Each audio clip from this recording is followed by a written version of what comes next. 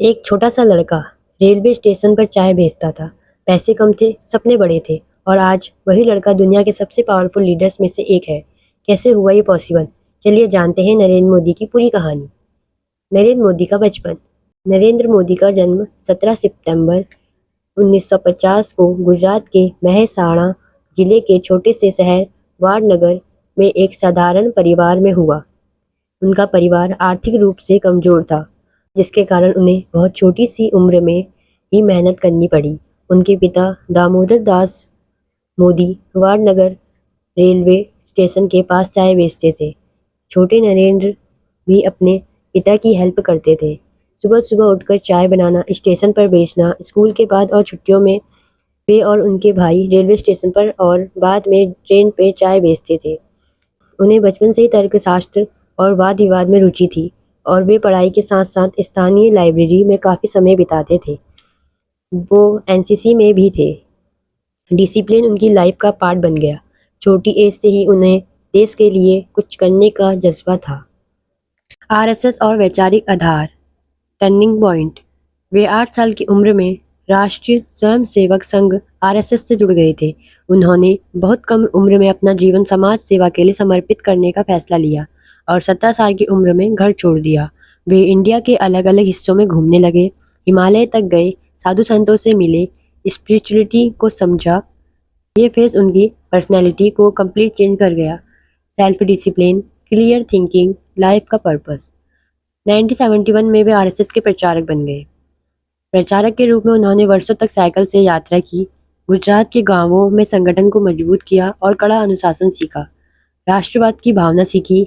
यहाँ उन्होंने ground level पर काम किया, लोगों के बीच रहना, ऑर्गेनाइजेशन चलाना, लीडरशिप स्किल डेवलप करना। वे धीरे धीरे एक स्ट्रांग ऑर्गेनाइजर बन गए। राजनीति में प्रवेश और भाजपा पॉलिटिकल एंट्री। 1985 में आरएसएस ने उन्हें भारतीय जनता पार्टी बीजेपी में भेजा। उन्होंने पार्टी के लिए पर्दे के पीछे काफ़ी काम किया, गुजरात में भाजपा संगठन को मजबूत करने में महत्वपूर्ण भूमिका निभाई। 1990 के दशक में वे पार्टी के एक प्रमुख रणनीतिकार के रूप में उभरे। उनकी मेहनत और रणनीति के कारण बीजेपी गुजरात में एक मजबूत ताकत के रूप में उभरी। 1995 में उन्हें भाजपा का राष्ट्रीय सचिव बनाया गया। इस दौरान उन्होंने राष्ट्रीय स्तर पर भी पार्टी के लिए काम किया, जिसमें उन्हें हिमाचल प्रदेश और हरियाणा जैसे राज्यों की जिम्मेदारी मिली। गुजरात के मुख्यमंत्री 2001 से 2014।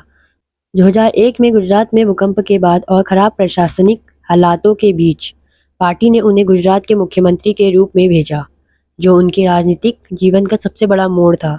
उन्होंने राज्य के शासन को पुनर्गठित किया, बिजली, पानी और बुनियादी ढांचे पर ध्यान केंद्रित किया।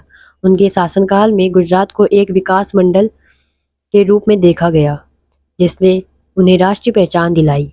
धीरे धीरे उनकी इमेज एक स्ट्रॉन्ग लीडर्स की बन गई। उनके नेतृत्व में भाजपा ने 2002, 2007 और 2012 के विधानसभा चुनावों में लगातार जीत हासिल की और वे लगातार 4 बार गुजरात के मुख्यमंत्री रहे। अब जानते हैं उनके प्रधानमंत्री के रूप में सफ़र 2014 से अब तक। उनकी ज़बरदस्त लोकप्रियता और गुजरात मंडल को देखते हुए भाजपा ने उन्हें 2014 के लोकसभा चुनाव के लिए अपना प्रधानमंत्री उम्मीदवार घोषित किया। जब विपक्ष ने उन्हें चायवाला कहकर निशाना बनाया, तो उन्होंने इसे एक सकारात्मक ब्रांड के रूप में इस्तेमाल किया और आम जनता से सीधे जुड़ाव स्थापित किया। उन्होंने चाय पे चर्चा अभियान के जरिए अपने चाय बेचने वाले अतीत को एक ताकत बना दिया। ऐतिहासिक जीत। 2014 के चुनाव में उनके नेतृत्व में बीजेपी ने प्रचंड बहुमत हासिल किया। 26 मई 2014 को उन्होंने भारत के 14वें प्रधानमंत्री के रूप में शपथ ली। उन्होंने 2019 में पहले से भी ज़्यादा बहुमत के साथ और फिर 2024 में लगातार तीसरी बार प्रधानमंत्री बनकर इतिहास रच दिया। तो एक चाय बेचने वाला लड़का अपनी मेहनत, डिसिप्लिन और डेडिकेशन से देश का प्रधानमंत्री बन गया। इस कहानी से एक बात क्लियर है, बैकग्राउंड मैटर नहीं करता, आपकी मेहनत और माइंडसेट मैटर करता है। अगर आपको ऐसी इंस्पायरिंग स्टोरीज पसंद है तो चैनल को फॉलो ज़रूर करें। अभी के लिए इतना ही।